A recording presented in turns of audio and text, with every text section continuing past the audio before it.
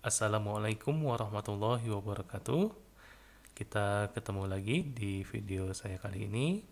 Di video kali ini saya akan membahas lanjutan dari virtual LAN. Kita akan melihat bagaimana cara mengkonfigurasi dari VLAN ini.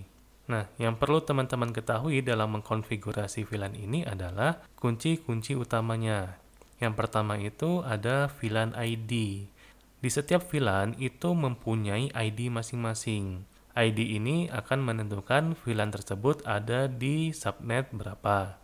Nilai dari ID ini dimulai dari 1 sampai dengan 1001. Tapi biasanya di semua switch VLAN 1 itu sudah default. Yang kedua adalah nama VLAN. Untuk nama VLAN ini biasanya opsional. Bisa digunakan atau juga tidak masalah. Tetapi alangkah lebih baiknya jika VLAN ID yang sudah dibuat tadi itu diberikan nama sesuai dengan fungsinya. Itu akan memudahkan kita untuk dari sisi administrasinya. Yang ketiga ada interface range. Nah, setelah kita membuat VLAN ID-nya, kita akan membuat port mana saja yang akan digunakan oleh VLAN ID tersebut. Kita akan mengassign sendiri port tersebut. Misalkan port 5 itu milik VLAN ID 10. Port 6 itu milik VLAN ID 20. Atau port 5 sampai dengan port 10 itu punyanya VLAN ID 10. Port 11 sampai port 20 itu punya VLAN ID-nya 20. Nah, itu terserah kita. Jadi, assign port tersebut sesuai dengan kebutuhan kita. Dan yang terakhir ada switch port access. Nah, setelah kita buat portnya, kita harus assign port tersebut ke VLAN ID yang kita buat. Sehingga port yang kita buat tadi itu bisa saling berkomunikasi dengan port yang lainnya dalam satu VLAN ID. Contohnya seperti gambar di video ini.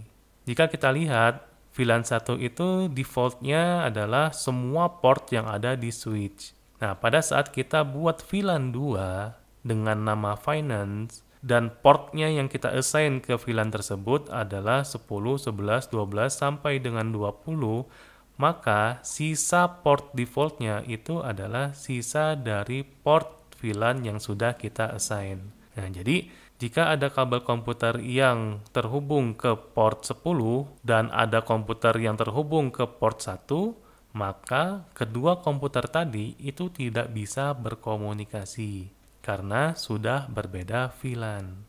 Tetapi komputer yang ada di port 10 sampai dengan 20 itu bisa berkomunikasi. Selain 4 kunci tadi, ada satu kunci lagi yang berhubungan dengan VLAN, yaitu VTP, di mana VTP ini sudah dijelaskan di video saya sebelumnya. VTP ini mempunyai 3 mode. Yang pertama adalah mode server, client, dan transparan. Secara default, FTP ini modenya adalah server, ya, di mana mode server ini switch mengizinkan memodifikasi VLAN untuk mengirimkan ke semua VTP. Sedangkan client, itu switch hanya bisa menerima request VTP saja dari switch yang lain. Dan switch client tersebut tidak bisa memodifikasi VLAN-nya. Dan yang terakhir adalah transparan, di mana switch hanya meneruskan request VTP yang diterimanya, dan tidak bisa membuat atau memodifikasi VLAN-nya. Jadi kalau mode transparan ini, switch-nya hanya sebagai jembatan saja. Untuk lebih jelasnya, bisa dilihat di gambar video ini. Ada 3 switch, yang satu peran switch-nya adalah server, yang kedua adalah transparan, dan yang terakhir adalah client. Semua port yang terhubung antar switch itu di-set mode terang. Port yang terhubung antar switch-nya saja yang di-set mode terang. Nah, untuk transparan dan client itu tinggal di set mode transparan dan mode client. Jadi tidak ada settingan atau konfigurasi yang aneh-aneh.